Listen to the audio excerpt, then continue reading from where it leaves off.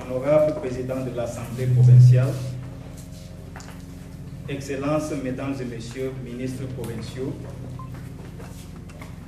honorables députés provinciaux,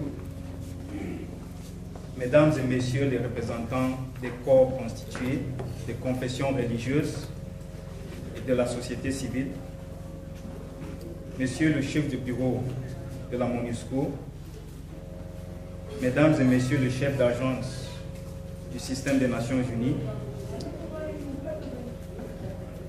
distingués invités en vos titres et qualités respectives, chers collègues, 15 années sont écoulées depuis l'attaque contre le Canal Hôtel, siège des Nations Unies à Bagdad, en Irak. Parmi les 22 morts qu'a fait cette explosion, il y avait le représentant spécial du secrétaire général des Nations Unies, M. Sergio Vieira de Mello. Les 165 autres personnes qui ont survécu à ces douloureux événements en portant encore les stigmates. Depuis cet événement, le 19 août est consacré à la protection des civils en situation de conflit. Pour la commémoration de cette année, le secrétaire général de l'ONU, M. Antonio Guterres, a dans son message indiqué que partout dans le monde, des conflits entraînent des déplacements d'un nombre important de personnes. À travers le monde, on compte plus de 65 millions de personnes qui sont déplacées. Les femmes sont maltraitées et humiliées. Lorsque les travailleurs humanitaires fournissent de l'aide et que les travailleurs médicaux fournissent des soins aux personnes dans le besoin, ils sont souvent victimes de menaces.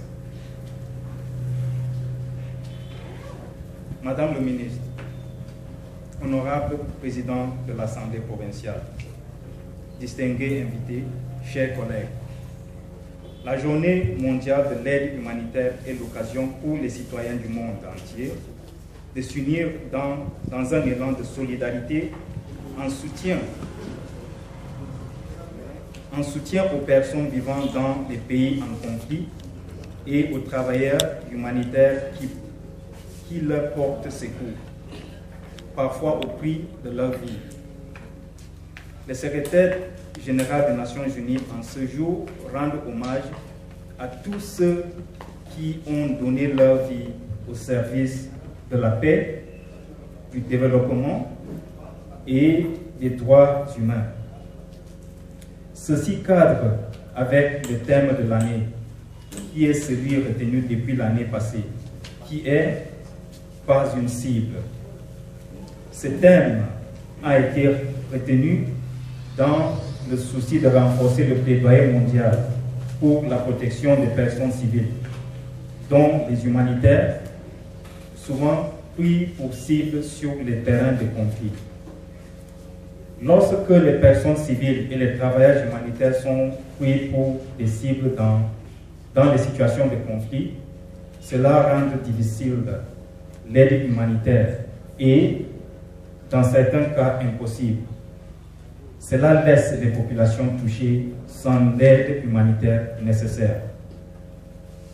Excellence, Madame le ministre, représentant du gouverneur de la province du Kasaï central, honorable président de l'Assemblée provinciale, distingués invités, chers collègues, en République démocratique du Congo, notamment dans la région du Kasaï, nous continuons à enregistrer la perte des civils suite aux conflits armés.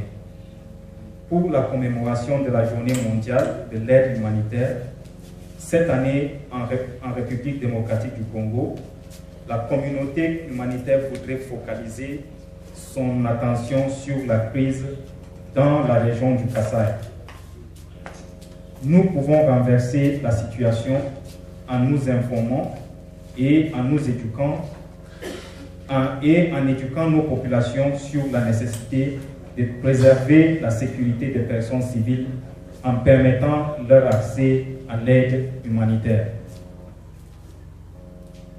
Il est aussi important pour nous, acteurs humanitaires, de sensibiliser les parties en conflit, quelle que soit la nature de nos désaccords, sur le fait que les civils ne doivent jamais être la cible de ce conflit armé. Excellence, Madame le ministre provincial, représentant du gouverneur de la province en mission, honorable président de l'Assemblée provinciale, distingués invités, chers collègues, je voudrais donc saisir l'occasion de cette commémoration dans le Kasaï central pour exhorter chacun à surmonter le conflit dans la province.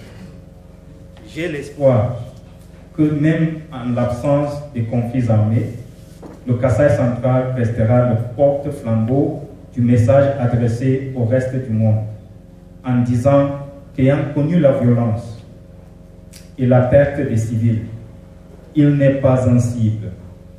Non au ciblage des civils dans les conflits armés et oui à la protection des civils, qui est la responsabilité de tous. Je vous remercie pour votre attention.